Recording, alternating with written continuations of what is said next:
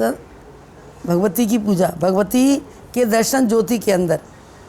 सदा भवानी दायिनी सन्मुख रहो गणेश, 5 देव रक्षा करें ब्रह्मा विष्णु महेश। सफल हो ये साधना शुभ शारदा अनुकूल हो, राह के कंटक कटीले कोमल फूल हो। जिस ओर भी हम बढ़ चलें मंजिल नाम से दूर हो, जीवन सरस सुख मूल हो, हमसे न कोई भूल हो। वो सांचे दरबार की जय। ये ज्योति के अंदर भगवती के दर्शन है। ये परमात्मा की कृपा से अपनी शिक्षा के क्षेत्र में, जब मैं हाई स्कूल में थी अर्थात 10th क्लास के बोर्ड की परीक्षा देनी थी, तो मेरे को बहुत प्यार करने लगी। आत्मा से प्यार करने वाली मेरी टीचर ने ये मुझको लिख करके शुभकामना दी थी कार्ड के ऊपर। जब से ये मेरा साथ निभा रही हैं, उनके द्वारा जो शुभकामना मिली, साक्षात भगवती के द्वारा शुभकामना मिली थी, जो जीवन की हर रास्ते में, याद रखिए देवियों, किसी रास्ते में चलते हैं, किसी साधना में आप जाओ, विवाह की साधना, पढ़ाई की साधना, नौकरी की साधना, किसी साधना में आप जाएं, गृहस्थ जीवन की साधना, समाज की सेवा की साधना, आध्यात्मिक जीवन की साधना, ठीक है ना, परोपकार की साधना, हर साधना में सफलता मिलेगी। इसमें आप 9 भक्ति क्या है, नवदा भक्ति क्या है, इसमें ज्योति की ध्यान से सानिए। ज्योति के आगे हाथ जोड़ करके आप इस भाव को लेकर के, कभी जब आपके मन में बहुत अपार श्रद्धा लगो आपको, तो ज्योति के अंदर नेत्र खोल करके दर्शन करना। आपको इसको बोलते हुए आपको ज्योति के अंदर भगवती के दर्शन होंगे। शेर पे बैठी हुई भगवती ज्योत के अंदर दर्शन देंगी। प्रत्यक्ष दर्शन है भगवती के ज्योत के अंदर। तो सदा भवानी दाहिनी, दाहिनी का अर्थ क्या है? मेरे अनुकूल रहें, कभी मेरे प्रतिकूल नहीं जाएं। मेरा कोई स्वभाव, मेरा कोई व्यवहार, मेरा कोई आहार, मेरा कोई विचार ऐसा नहीं हो भगवती मुझसे प्रतिकूल चली जाए। यही समझ में सफल हो ये साधना। जिस साधना में मैं प्रवेश कर रही हूँ वो साधना सफल हो। उससे पहले सदा भवानी दाहिनी, आप मेरे फेवर में रहें, मेरे सन्मुख अनुकूल रहें, प्रतिकूल नहीं हो। और सन्मुख रहो गणेश। तो भगवानी की गोदी में कौन है? गणेश जी। भगवानी के लाला कौन है? गणेश जी। गणपत गणेश जय जय गौरी के लाला, प्रथम मनाऊं तुम्हें दीन दयाला। मैं माँ पार तेरी उमा के दुलारे, दीन दुखियों के दुख तुमने टारे। तुम सा दयालु कोई, तुम सा दयालु कोई देखा न भाला। प्रथम मनाए तुम्हें दीन दयाला। तो माँ के साथ माँ के पुत्र की पूजा, गौरी के गोदी में लाला गणेश जी। मैं सभी से प्रार्थना भी करती हूँ कि अपने मंदिर में ऐसा चित्र, ऐसा विग्रह जरूर रखना। गौरी शंकर हैं और गोदी में गणेश जी हैं, पास में नंदी है। बहुत महत्व है इस चित्र की पूजा का। दाम्पत्य जीवन की, गृहस्थ जीवन की, पारिवारिक जीवन की, सामाजिक जीवन की, आध्यात्मिक जीवन की ऊंचाइयों तक पांच देव रक्षा करें, पांचों हमारे साथ रहेंगे। ठीक है ना। तो सदा भवानी दायिनी सन्मुख रहो गणेश, 2 की पूजा हुई। और 5 देव रक्षा करो ब्रह्मा विष्णु महेश। अब 5 देव कैसे हुए? एक तो भवानी हो गई और एक गणेश जी हो गए और एक ब्रह्मा, एक विष्णु, एक महेश। जब हम दिवाली पे पूजन करते हैं ना, दिवाली पे पूजन करते हैं ना लक्ष्मी जी का, गणेश जी का और सरस्वती जी का, तो कहने का तात्पर्य क्या? तीनों की पूजा में इनके जीवन साथी आ गए। बोलो कैसे आए? सरस्वती के संग ब्रह्मा जी आ गए, लक्ष्मी की पूजा में विष्णु जी आ गए और गणेश जी की, भगवती की पूजा में महेश जी आ गए। पत्नी अकेली पूजा कर सकती है, पत्नी अकेली पूजा कर सकती है, लेकिन पति अकेला नहीं कर सकता। पत्नी के साथ पति और पति का से मिला हुआ परिवार सब सम्मिलित है। माँ की पूजा में सबकी पूजा है, पूरे परिवार की पूजा होती है। माँ अगर श्रद्धालु है, माँ अगर समर्पित है भगवान के लिए, तो पिता नहीं भी करेगा तो बात चल जाएगी, लेकिन पिता अकेला नहीं कर सकता। ठीक है ना। तो सदा भवानी दायिनी सन्मुख रहो गणेश, 5 देव रक्षा करो ब्रह्मा विष्णु महेश। पहली बात में 5 देवों की पूजा हुई, ये पहली नवदा भक्ति है ना, ये पहली भक्ति। ज्योत की, श्रद्धा की, ज्योत जलाई, ज्योत की पहली भक्ति क्या है, अर्थात प्रकाश, सुगंधी, मिठास सब कुछ प्राप्त हो जाएगा इसी से।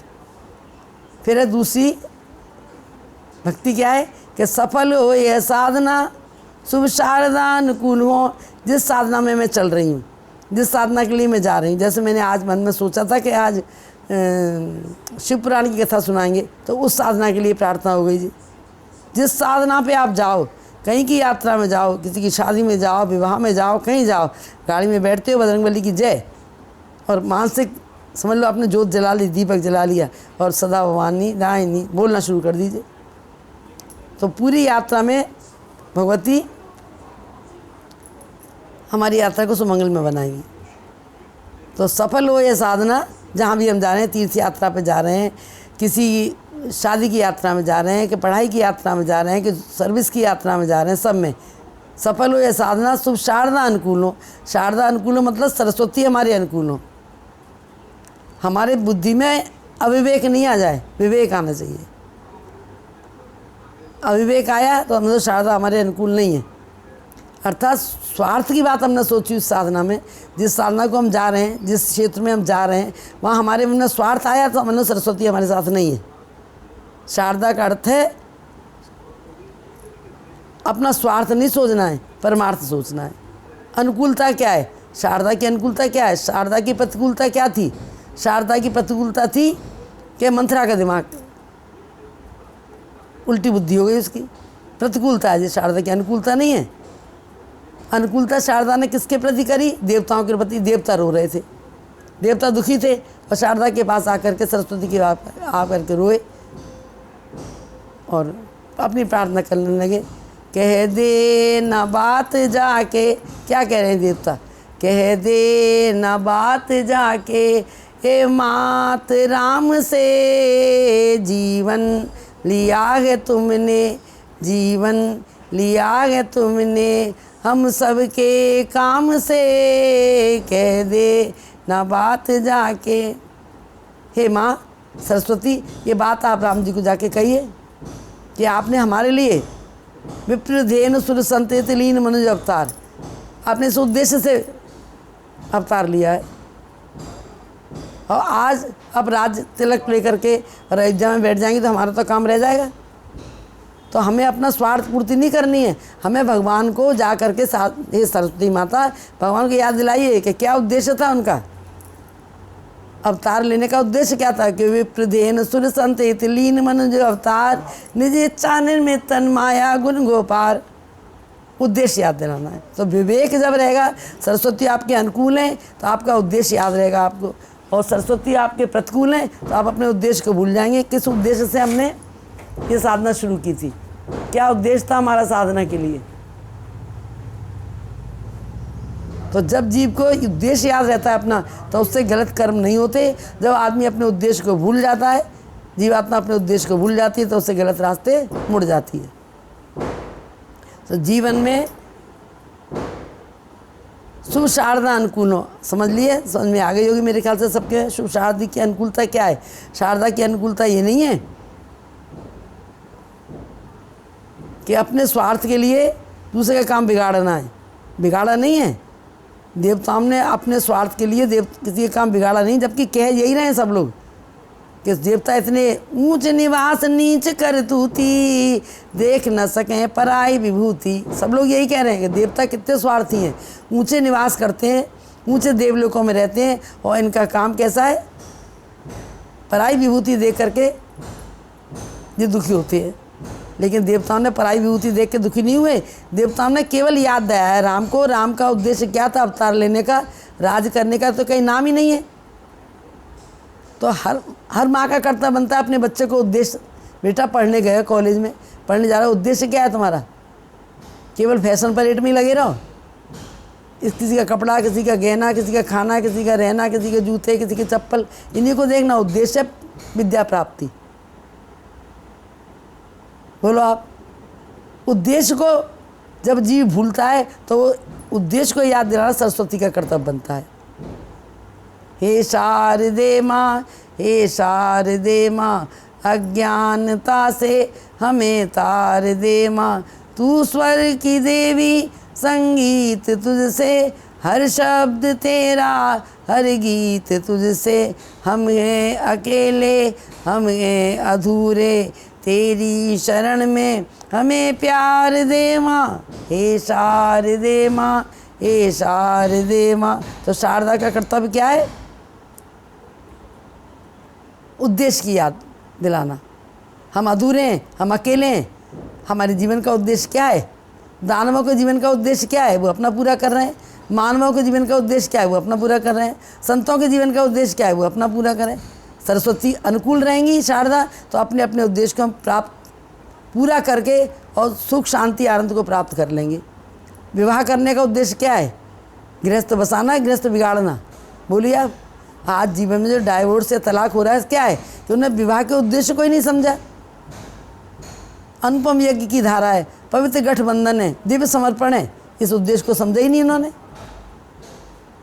तो भारतीय संस्कृति, भारतीय धर्म ग्रंथ, भारतीय देवी देवता, सबकी पूजा में कोई ना कोई सार निहित है। देवियों, ऐसे पूजा नहीं होती इनकी।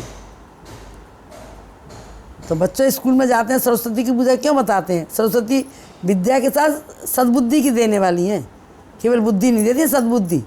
सरस्वती का काम है सद्बुद्धि देना। भगवती का प्यार क्या है? सुमति होना। कुमति थोड़ी है भगवती का प्यार। सरस्वती का प्यार कुमति थोड़ी है। तो हम जब तक हमारे पर सरस्वती की कृपा नहीं है हमारे विवेक में, तो विवेक हमारा सद्मार्ग नहीं चलेगा, हमें कुमार्ग ले जाएगा। तो विवेक के अंदर सुगंधि कहाँ आती है? सत्संग से। विवेक की सुगंधि का नाम है सरस्वती की कृपा, अनुकूलता। तो शारदा अनुकूल हो। जब शारदा अनुकूल होंगे तो भगवान राम जी के पास भेजा है ना, देवताओं ने सरस्वती को राम जी के पास भेजा। राम जी के पास सरस्वती आई। सरस्वती प्रत्यक्ष रूप में नहीं आती हैं, बस बुद्धि के, अपने विवेक के विचारों में परिवर्तन होता है। जो विचार स्वार्थ के थे वो परमार्थ के बन जाते हैं। जो विचार अपने लिए सोच रहे थे वो सबके लिए, देखते व्यक्तिगत सुख सामाजिक सुख बन जाता है।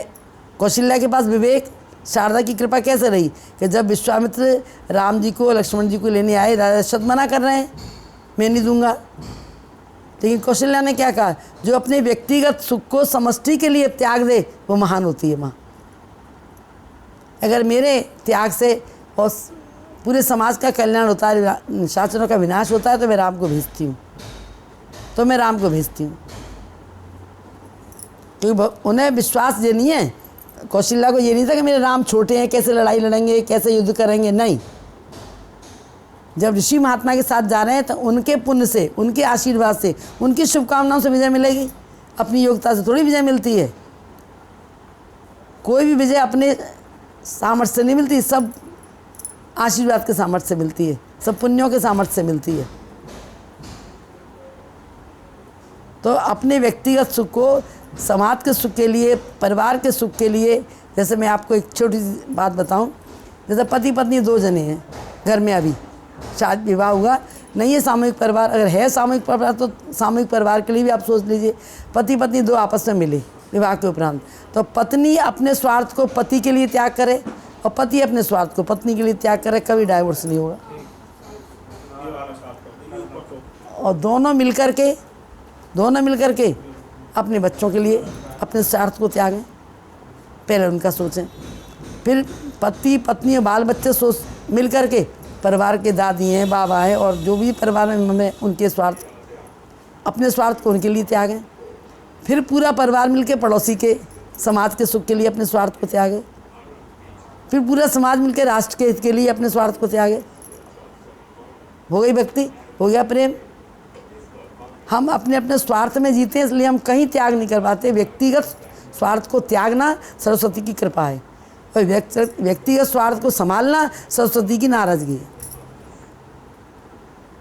तो सरस्वती ने किसको राम जी के, ये कहा राम जी अपने आप क्या उठे, अपने आप कह रहे थे कि जन में एक संग सब भाई, भोजन शयन केल लरकाई, करन वेद उपदीत विभाऊ, संग संग वह सकल उछाऊ। विमल वंश ये अनुचित एकु, बंधु विहाय बड़े अभिषेकु। विमल वंश में अनुचित कार्य होने जा रहा है कि छोटे भाइयों को छोड़ करके और मेरे को रात लग दे रहे हैं। ये विवेक है,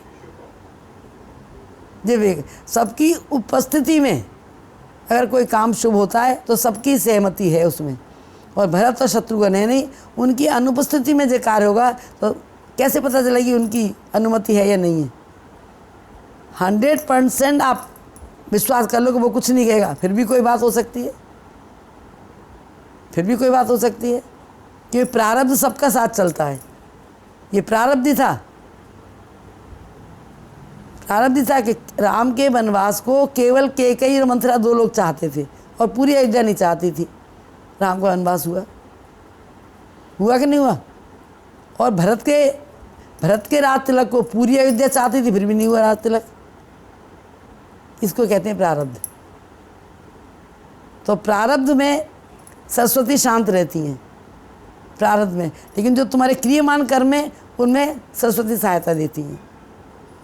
तो भगवान राम का क्रियमान कर्म क्या था कि भाइयों को छोड़ के मैं राज तिलक ग्रहण कर लूँ, ये मेरा कर्म बिगड़ जाएगा। विमल वंश ये अनुचित एकु, ये विवेक है, ये सरस्वती की महाकृपा है कि कोई उंगली उठाए ये काम गलत है, वो गलत ही है। सब लोग कहें सही है तब सही है। एक के कहने से सही नहीं होता, सबके कहने से सही होता है। तो देवियों, एक छोटी सी कथा आप सुनो प्रारब्ध के ऊपर। क्या है कि एक व्यक्ति थे,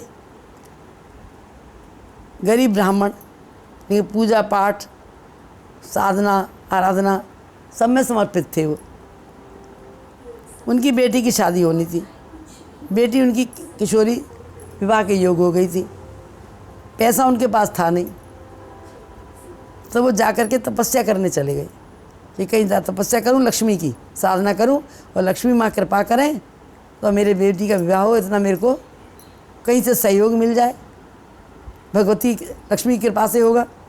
तो तपस्या करने गए, तपस्या में 1 वर्ष लग गया। आसपास के गांव वालों ने सोचा लड़की सियानी हो रही है, अकेली लड़की, माँ बेटी है घर में, कोई हादसा नहीं हो जाए। सब ने मिलजुल करके पैसा इकट्ठा किया, लड़की की क्या विवाह कर दिया। लड़की अपने ससुराल चली गई। अब 1 वर्ष तक उनकी साधना पूरी हुई। साधना के पश्चात लक्ष्मी जी प्रकट हुई, और लक्ष्मी जी प्रकट होकर, ध्यान से सुनिए कथा, लक्ष्मी जी प्रकट होकर के, और लक्ष्मी जी ने कहा मैं भी तुम्हारी तपस्या से प्रसन्न हूँ, मांगो क्या वरदान मांगते हो। तो ब्राह्मण देवता बोले मुझे कुछ नहीं चाहिए, बस मेरी बेटी की शादी हो जाए, बेटी का विवाह हो जाए, इतनी मेरी के आप व्यवस्था कर दीजिए। तो लक्ष्मी जी बोली बेटी का तो तुम्हारा विवाह हो गया, सभी लोगों ने, तुम्हारे आस पड़ोस में गांव वालों ने विवाह कर दिया। अरे राम, 1 सेकंड अभी उठ के आ रही है, ये दरवाज़ा बंद कर दो।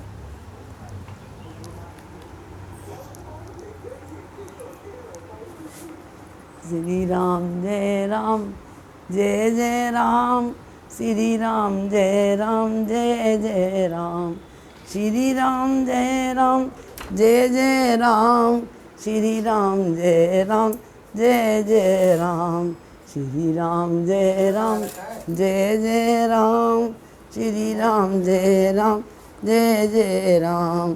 कौशल्या के प्यारे राम, दशरथ राज दुलारे राम, सीताराम सीताराम सीताराम जय सीताराम।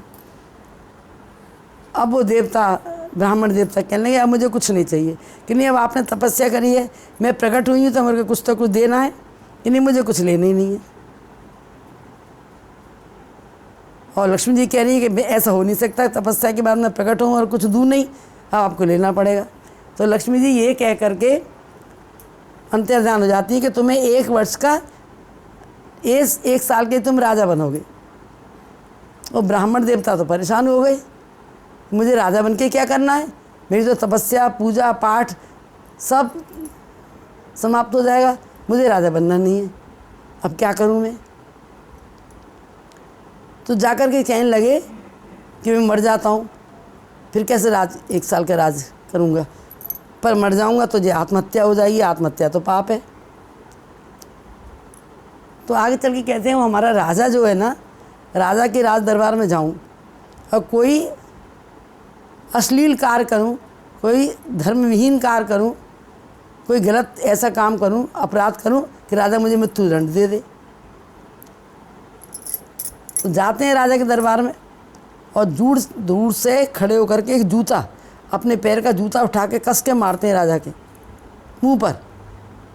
अब वो जूता जो होता है वो राजा के तो नहीं लगा, राजा के छत्र पे लगा, और छत्र पे से जैसे ही जूता लगा, छत्र के ऊपर से एक सांपनी नीचे गिरी और वो मर गई।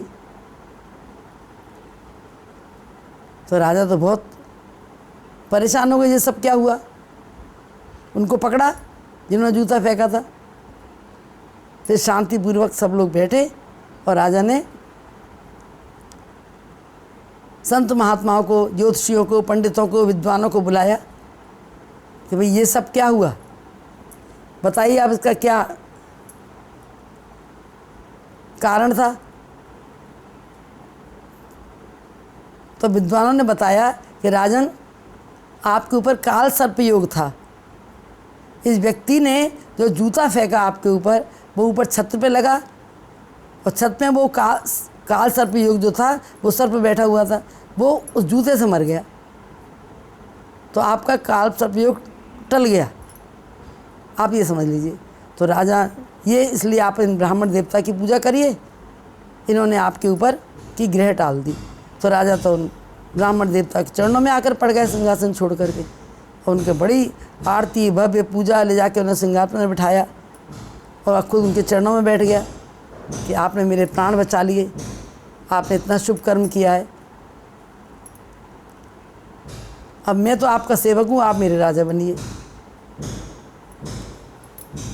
अब राजा ने इतना मान, इतना सम्मान दिया कि उनको याद आई कि लक्ष्मी जी कह के गई थी कि तुम्हें 1 साल का राजा बनना है, मैं तो आया कुछ और करने था, हो कुछ और गया। ये क्या है, चलो तुम कुछ और करने, हो जाए कुछ और। ये है सरस्वती की अनुकूलता, शारदा अनुकूल हो। प्रारब्ध के भोगने में शारदा अनुकूल होती हैं। प्रारब्ध अपने आप आता है। अपने सहपाठियों को प्रहलाद ये बताते हैं कि हम दुख को बुलाने के लिए, दुख चाहने के लिए ना कोई तप करते, ना कोई व्रत करते, ना कोई उपवास करते, ना कोई दान करते, ना कोई पुण्य करते, ना कोई अनुष्ठान करते कि हमारे पास दुख आए। तो हम सुखों के लिए इतना अनुष्ठान क्यों करते हैं? दुख भी आते ही ना अपने आप, बिना अनुष्ठान के, बिना तप के, बिना बुलाए आते हैं ना दुख, और सबके जीवन में आते हैं। परमात्मा मनुष्य देह धारण करके आए तो मनुष्य भगवान के जीवन में ही आए। कोई बच ही नहीं सकता सुख और दुख से। तो उसी प्रकार से जैसे सुख आते हैं, दुख आते हैं, और दुख आते हैं और दुख जाते हैं, उसी प्रकार से सुख भी स्वतः आता है और स्वतः आता है। सुख भी नहीं रुकने को आता, सुख भी जाता है। तो ये हमारा प्रारब्ध है। इस प्रारब्ध में अनुकूलता जो होती है वो सरस्वती की कृपा है। जैसे वनवास में राम जी नहीं रोए हैं, राम जी ने बिल्कुल भी विक्षिप्तता नहीं प्रकट करी है। चाहे सारे अयोध्यावासी दुखी हुए, पर राम जी बिल्कुल ही दुखी नहीं हुए, क्योंकि जो प्रारब्ध को सुख से भोगता है, सरस्वती जी की ऊपर असीम कृपा रहती है। इसको कहते हैं शुभ शारदा अनुकूल हो। हम प्रारब्ध में सुख भोगते समय तो खुश रहते हैं और दुख भोगते समय हम रोते हैं। तो सरस्वती की, शारदा की अनुकूलता नहीं है हमारे ऊपर। 1 साल तक उनका ब्राह्मण देवता का राज रहा, और राजा उनको सब जगह अपने साथ लेके जाते, सब जगह अपने साथ ही सोना, साथ ही खाना। राजा ने बिल्कुल इतना समर्पण कर दिया उन ब्राह्मण देवता को प्रति, कुछ पूछो नहीं। अब एक दिन, अब वो सुख के दिन थे 1 साल के लिए, लक्ष्मी के 1 साल के लिए राजा बनोगे। अचानक राजा ने एक कैंप लगाया, और कैंप में दूर दूर के लोग आए जैसे सत्संग के लगते हैं, सत्संग होता नहीं कहीं न कहीं, जैसे सत्संग हो रहा था मैं हाथरस में, कितने लोग आए, ऐसे ही राजा के कैंप में बहुत संत महात्मा गृहस्थ सभी लोग बहुत आए। तो राजा अपने कक्ष में उस ब्राह्मण के साथ सो रहे थे, एक चारपाई ब्राह्मण की, एक राजा की। और रात को क्या देखते हैं ब्राह्मण देवता उठते हैं कि रात को एक सर्प निकला जंगल में लगाया था राजा ने शामियाना। तो वो उठे ब्राह्मण, उन्होंने कहा अरे ये सर्प अगर राजा की चारपाई पे चढ़ गया तो ये राजा को काट लेगा। तो उन्होंने, तलवार तो थी पास में, राजा के संग रहते थे, तो तलवार से उस सर्प को मारना। तो सर्प तो भाग गया और वो तलवार की जो आवाज़ थी वो जा कर के उस जंगल में कोई पत्थर वत्थर जो भी रहा उस पर जोर से आवाज़ हुई तलवार की, जैसे जोर से तलवार चलाई मारी तो सर्प तो भाग गया। राजा की नींद खुल गई। अब देखिए शारदा की अनुकूलता प्रतिकूलता देखिए। अब राजा ने देखा कि इसके हाथ में तलवार, कि अच्छा तुम अकेले मुझे देख करके और निष्कंटक राज करना चाह रहे थे कि मैं इनको मार दूं और मैं आराम से राज करूंगा, तुम्हारे राज का इतना लोभ हो गया। अब वो राजा को बहुत अपनी बात सफाई दे कि राजा ये बात नहीं थी, सर्प आया था यहाँ पर, मैं सर्प को मारने के लिए मैंने तलवार उठाई थी, कहाँ है सर्प? और सर्प तो भाग गया निकल के बाहर।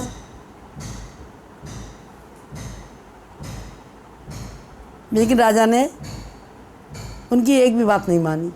अब प्रारब्ध का जो फल था 1 साल का राजा बनना वो पूरा हो गया। अब शारदा जो उनकी अनुकूल थी वही प्रतिकूल हो गई, क्योंकि अब उनकी इच्छा राज करने की थी भी नहीं। और राजा ने उनको अपने राज्य से अपमानित करके निकाल दिया। और भगवान के भक्त और संत जो होते हैं वो अपमान को भी सम्मान समझते हैं, अपमान को भी सम्मान। वो संसार में ज़्यादा रमना, संसार के लोगों से ज़्यादा मिलना जुलना, इधर फालतू की इधर उधर की व्यथा की बातों में मन लगाना संतों को और भक्तों को अच्छा नहीं लगता, उनको स्वाद ही नहीं है। इसलिए वो कह रहे हैं इससे तो मर जाऊँ तो अच्छा है, पर मरने का योग नहीं था। तो लक्ष्मी जी के आशीर्वाद को सरस्वती ने ऐसा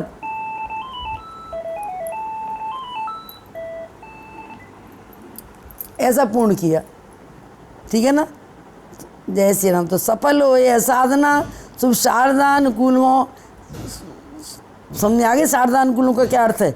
और राह के कंटक कटीले कोमल सुकोमल फूल हो, और राह के कटीले कांटे भी कटीले, साधारण कांटे नहीं, वो कोमल सुकोमल फूल कैसे बन जाएंगे जब भवानी हमारे दाहिनी रहेंगी, गणेश जी सन्मुख रहेंगे, पांचों देव हमारी रक्षा में रहेंगे, अर्थात हमारा आहार विचार व्यवहार तीनों उनके आशीर्वाद की छत छाया में रहेंगे। तो हमारे जो कंटीले कांटे हैं वो हमारे लिए सुकोमल फूल बन जाएंगे। फूल नहीं पर सदा तरुकानन रहे एक संगज पंचानन। भगवान राम जी वनवास गए, उनके सब कुछ अनुकूल था, कोई प्रतिकूल नहीं था, कोई प्रतिकूल नहीं था। राम जी प्रसन्न थे। मुनि मन मिलन विशेष बन सबई भांति तुमोर ते पर पुनः आयस बहुत सम्मत जननी तोर। सब तरह से मेरा मंगल ही मंगल है, संत महात्मा मुझे पुकार ही रहे। तो भगवान का शुभ संकल्प था, ठीक है ना। और अपनी स्वेच्छा से प्रसन्न होकर के किसी के ऊपर दोषारोपण बिना किए अपना सौभाग्य मान करके वनवास को गए। जब इस तरीके से कोई अपनी यात्रा में चलता है तो रास्ते के कंटीले कांटे ही फूल बन जाते हैं, और दूसरे पे दोषारोपण करके जाओगे तो फूल भी कांटे बन जाएंगे। कैसी स्थिति हुई बोलो, कैसी स्थिति कि भगवान जान गए, जंगलों में गए, मंगल रूप भये बन जबते कीन निवास रमापति जबते।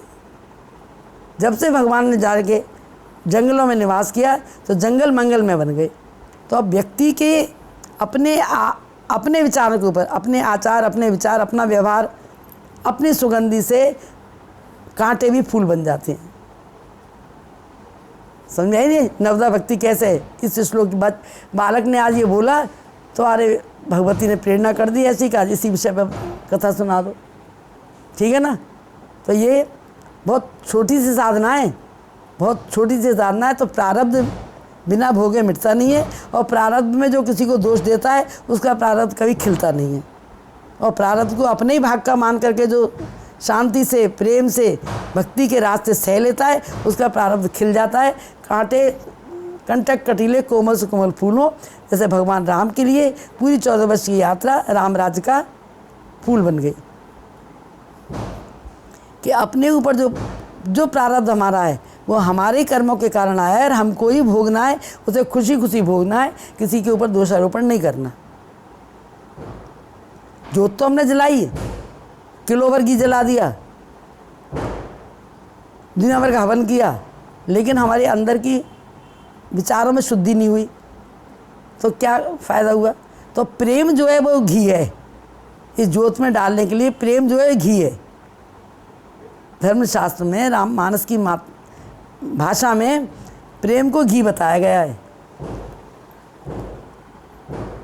तो राह के कंटक कटीले कोमल से कोमल फूलों 5 हो गई जे, 9 है ना नवदा भक्ति। जिस ओर भी हम बढ़ चलें मंजिल ना हमसे दूर हो। अब जिस रास्ते हम जाएं, जिस साधना में जाएं, चाहे जन्म लेने के साथ गर्भ से बालक चला, गर्भ से यात्रा शुरू हो जाती है। गर्भ में आने से लेके और 9 महीने के बाद बच्चे का जन्म हुआ, यात्रा शुरू हो गई। गोस्वामी तुलसीदास जी की यात्रा 12 महीने तक रही माँ के गर्भ में। यात्रा तो वहीं से शुरू हो गई और वहीं से बढ़ना शुरू हो जाता है। प्रारब्ध वहीं से शुरू हो जाता है, माँ के गर्भ में आते ही प्रारब्ध शुरू हो जाता है। जा दिन ते हर घर वहीं आए, सकल लोक मुद मंगल छाए। मंदिर में सब राजई रानी, सुषमा शील तेज की खानी। घर में आते ही परिवार का वातावरण प्रेम में, आनंद में, सुख में, शांति में बन जाए, समझ लो कोई सज्जन आ रहा है।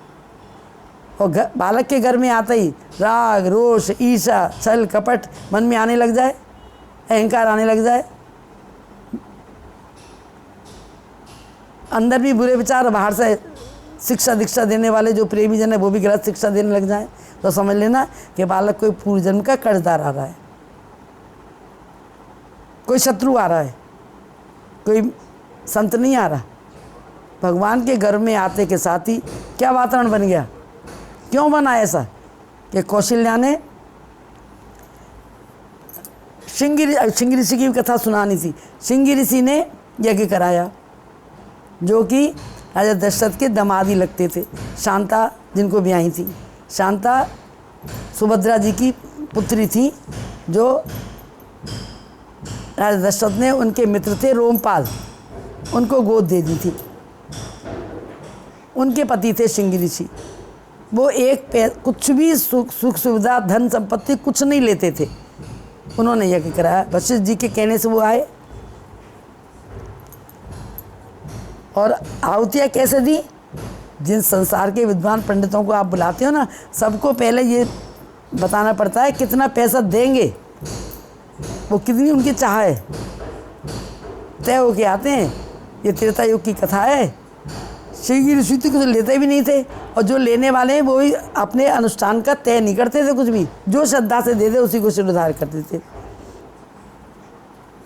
तो श्रृंगी ऋषि ने यज्ञ कराते समय भगत सगुत मुन आहुत दीने, प्रगटे अगुन चरु कर लीने। तो घर में आने से पहले का वातावरण बता रहे हैं। राम जी घर में आने से पहले वो पात्र, जिस पात्र को लेकर के श्रृंगी ऋषि के यज्ञ से अग्नि देवता प्रकट हुए थे।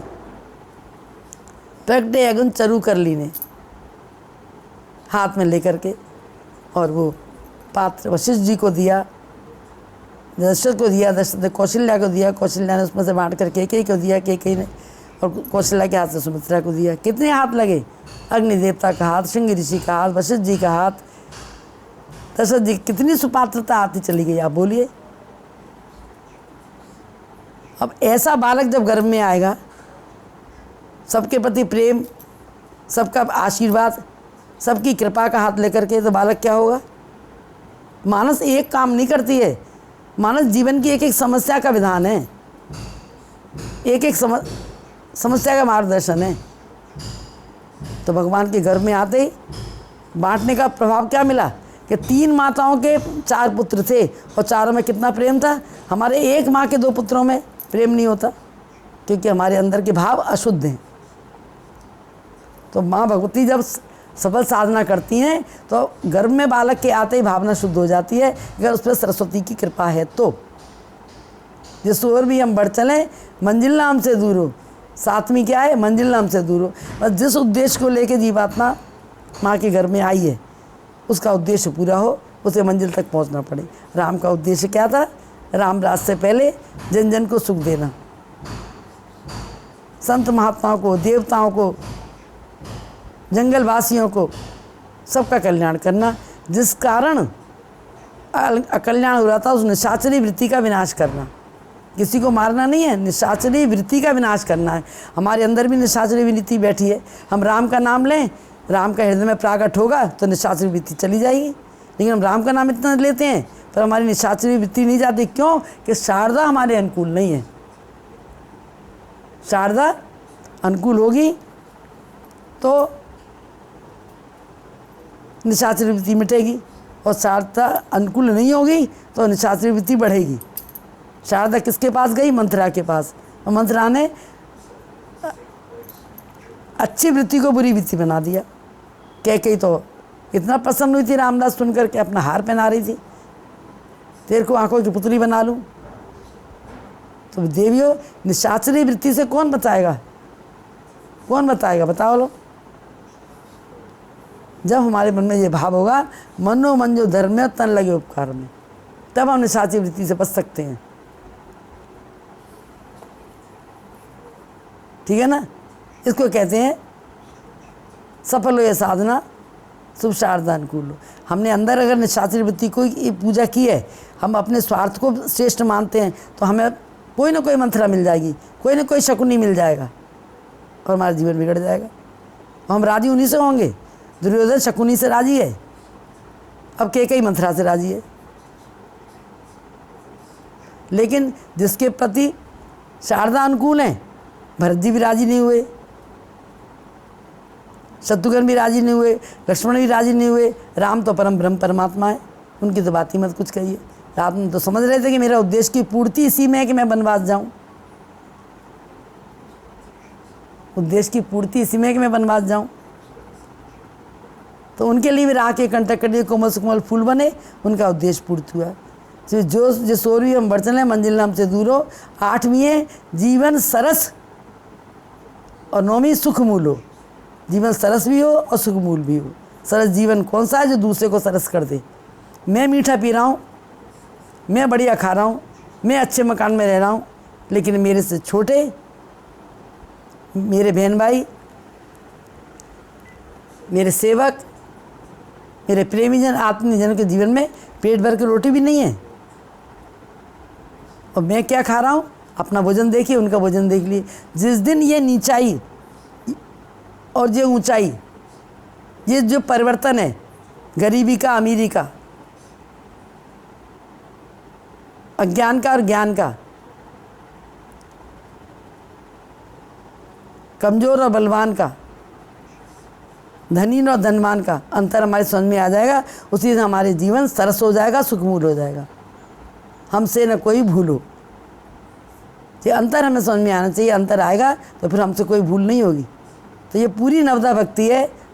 ज्योत के आगे हाथ जोड़ करके इस बात को हम समझें, हमारे जीवन में जीवन की ज्योति जो है वो नित्य निरंतर प्रकाश देती रहेगी। तो इन्हीं शब्दों के साथ ये सदा भवानी दायिनी की नवदा भक्ति आपने सुनी, समझ में आई। मेरा सभी को नमन है। अब आगे कथा आज जहाँ चलेगी, तो इस कथा को विराम करें। कथा विराम होते सुनो वीर हनुमान, राम लखन सिय जानकी सदा करो कल्याण। प्रभु सन कहियो दंडवत विनती कहो कर जोर, बार बार रघुनाय के सुरत करावो मोर। सियापति राम जय जय राम मेरे प्रभु राम, जय श्री राम, जय सिया राम, जय सिया राम, जय।